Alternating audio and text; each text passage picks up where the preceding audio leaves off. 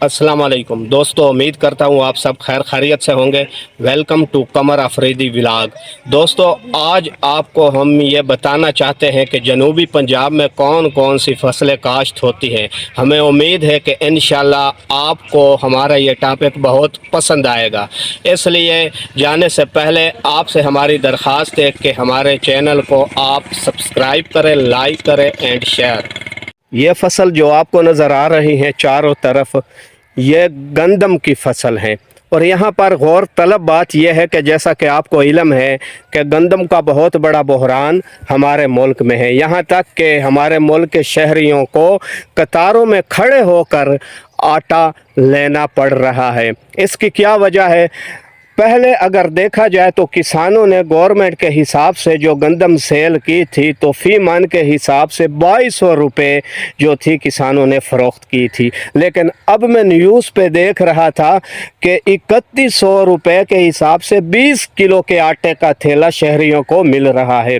तो फ़ी मन के हिसाब से देखा जाए 6000 से भी ऊपर। तो यहाँ ये बात समझने वाली है कि ये जो मुनाफा है ये किसके जेब में जा रहा है। हालांकि मसाइल का सामना और जो नुकसानात वगैरह, फसल जो है फसल काश्त कर ली तो इसका ये मतलब तो नहीं है कि सब कुछ यानी कि सही हो जाता है। कई औकात ऐसा भी होता है, अक्सर औकात के किसान को कई नुकसानात से दो चार होना पड़ता है। जैसा कि ये देखें, ये फसल की हालत आपके सामने है। तो ये सारे नुकसानात और सारी मेहनत किसान की होती है, लेकिन जो इस फसल का मुनाफा है वो माफिया के जेब में जाता है। तो हुकूमत को चाहिए कि ऐसे इक़दामात किए जाए कि जिसकी वजह से जो है माफिया के जेब में जाने के बजाय ये मुनाफा जो है ये किसान के जेब में जाए, तो इन मसाइल से बआसानी हमें निजात मिलेगी। अगर किसान खुशहाल होगा तो हमारा मुल्क खुशहाल होगा। धनिया की काश्त की गई है, ये धनिया, और ये इस साइड पे आप देखें तो ये भिंडी की काश्त है। ये देखें, ये भिंडी काश्त, ये सौंफ है। ये जो पौधे आपको नज़र आ रहे हैं ये सौंफ के पौधे हैं। ये देखें, किसान का भी एक बहुत बड़ा किरदार है हमारे मुल्क की तरक्की में।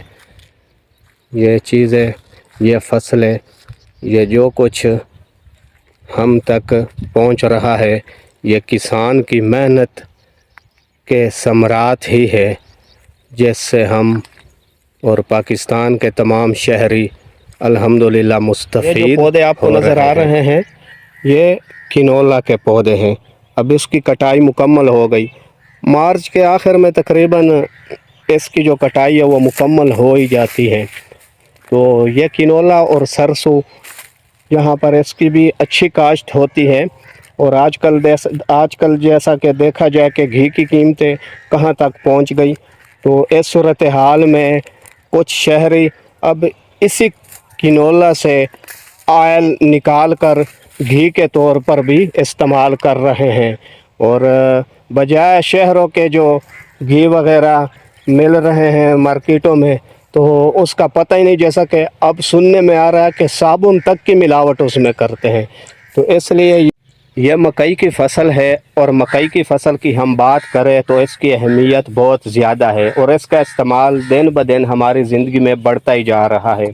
एक तो जानवरों के चारे के तौर पर, जैसा कि सैलज करके जानवरों के खुराक में भी इसको इस्तेमाल किया जा रहा है, और मुर्गियों के फीड में भी इसका इस्तेमाल किया जाता है। इसी तरह जैसा कि आजकल हमारे शहरियों की पहुंच से आटा बहुत दूर है, तो आटे के तौर पर भी हमारे शहरी इसको इस्तेमाल कर रहे हैं। और अगर इसके हम खाली पौधे की बात करें तो इसका जो पौधा है तो वो भी जो है बड़ी अहमियत का हामिल है। इसके पौधे को बतौर भूसा के तौर पर भी जानवरों के लिए इस्तेमाल किया जाता है, चारे के तौर पर भी इस्तेमाल किया जाता है।